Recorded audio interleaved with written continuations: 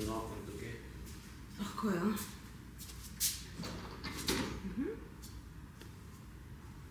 Maybe. No, it's already at maximum. So, no, just okay. You cannot see the coffee. Oh, It it's doesn't better. matter. Yes, don't What's turn it that? off. Turn it off. No, I mean there is only one file on the camera, there is only one file on the microphone, so it's easier. It's easier?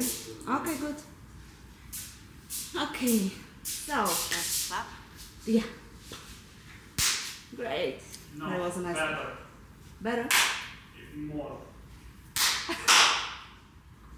I have small hands. I believe.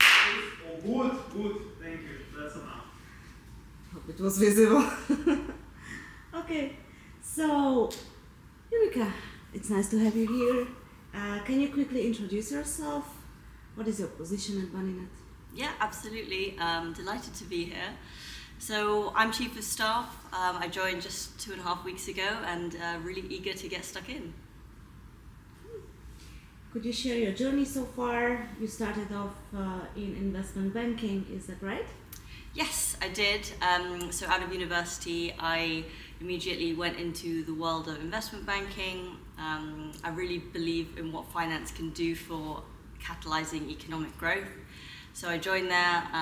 It was an amazing place to start my career, but I realized I wanted to have a bigger impact. And I think startups and smaller companies are where you can have a much greater impact on the mission, the vision. So I started into some fintechs from various stages, bootstrap, seed. I did a stint at an e-bike company as well before joining Bunny.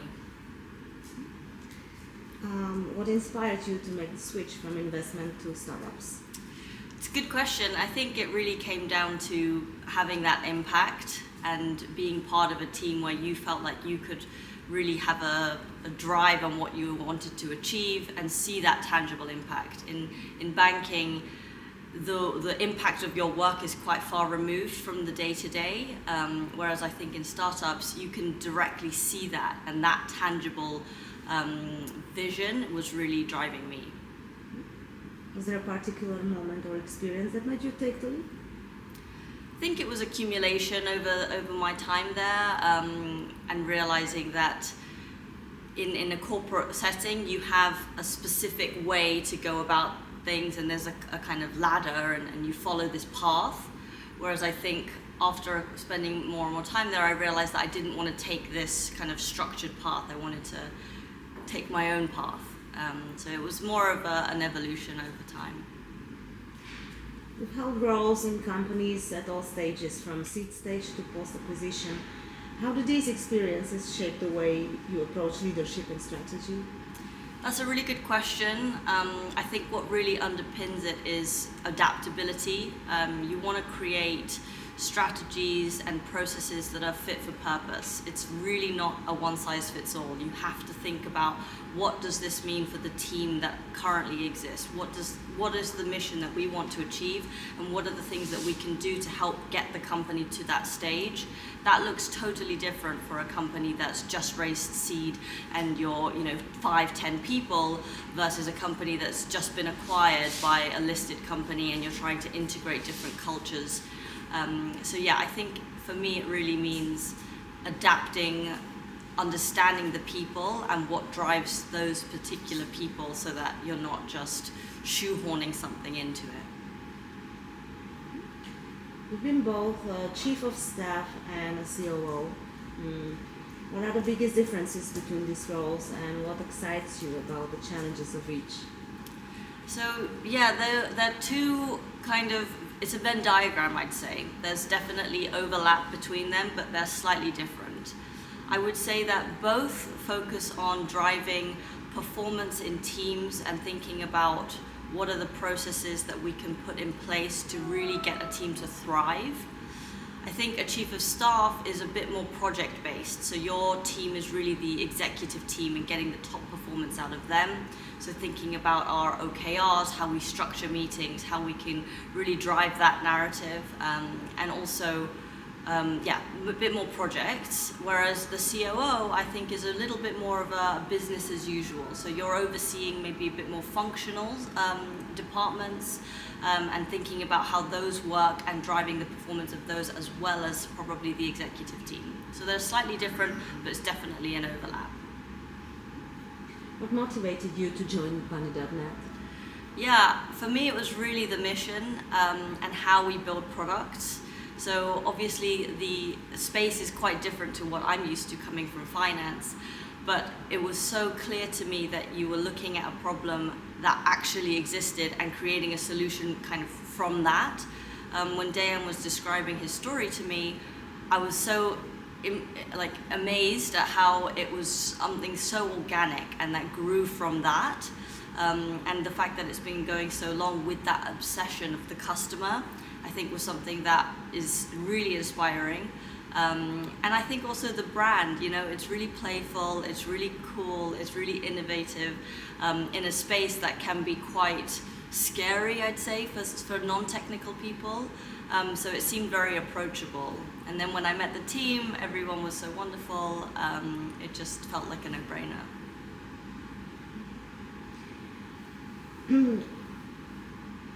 Was there something about our mission, team, or approach that stood out to you? Really, I think it was that customer focus. That came through across everybody I was speaking to. It came across when Dejan was talking about the origin story. I think, the values, they can't just be things that are written down on the wall. You have to see it. And hearing about how we're looking at product roadmap and looking into what products to develop and how we're prioritizing those things, how the company actually grew just from, simple origins, simple roots, it felt very true, not just something that was said. What do you hope to bring to Bunny.net as Chief of Staff?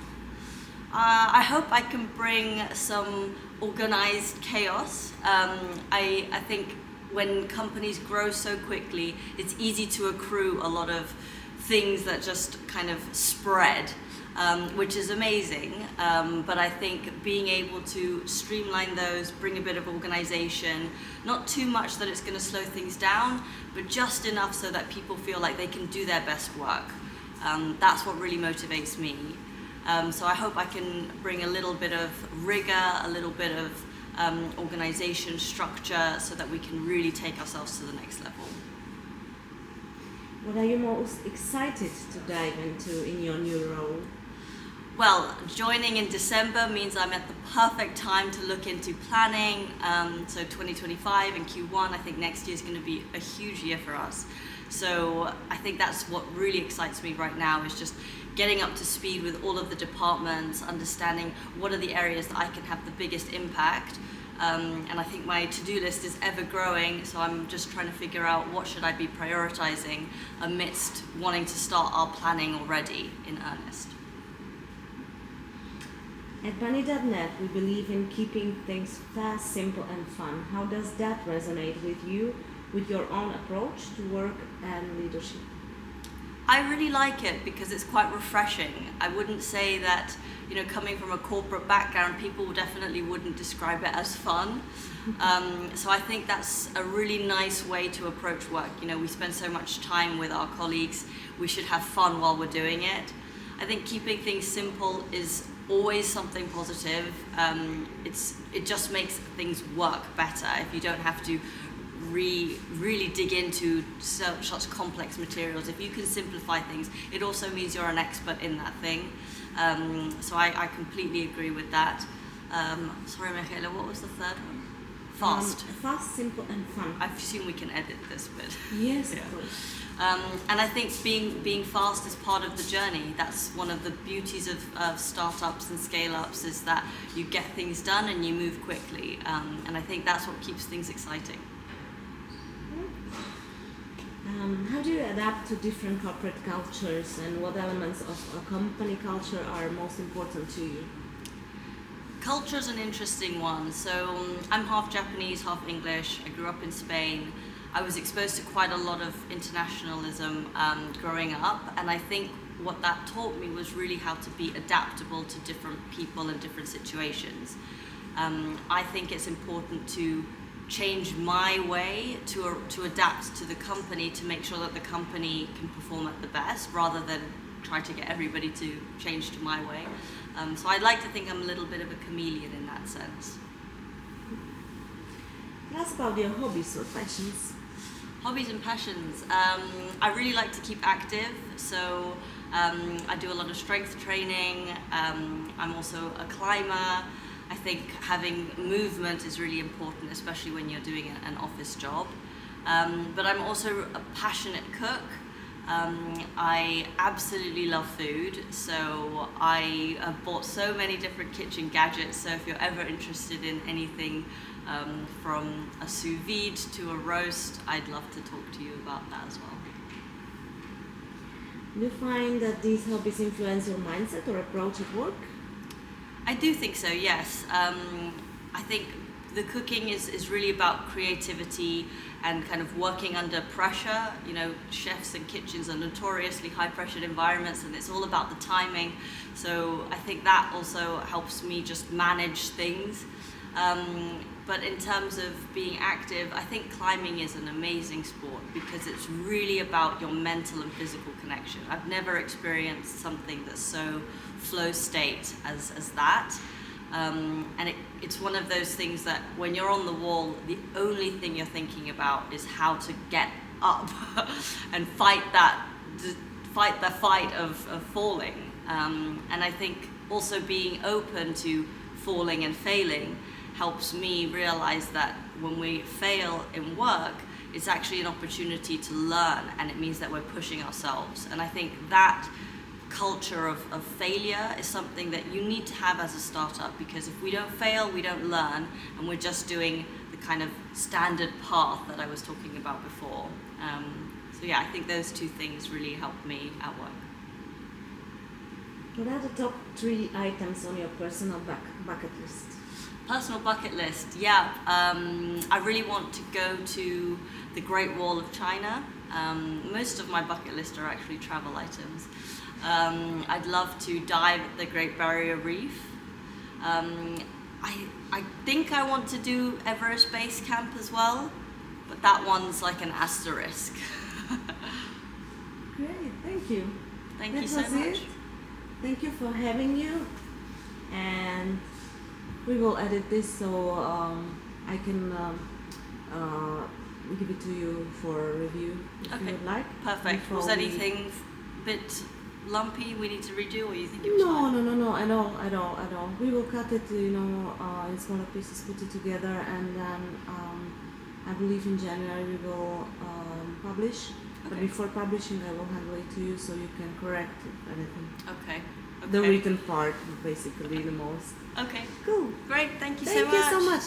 Antonis, it's your turn.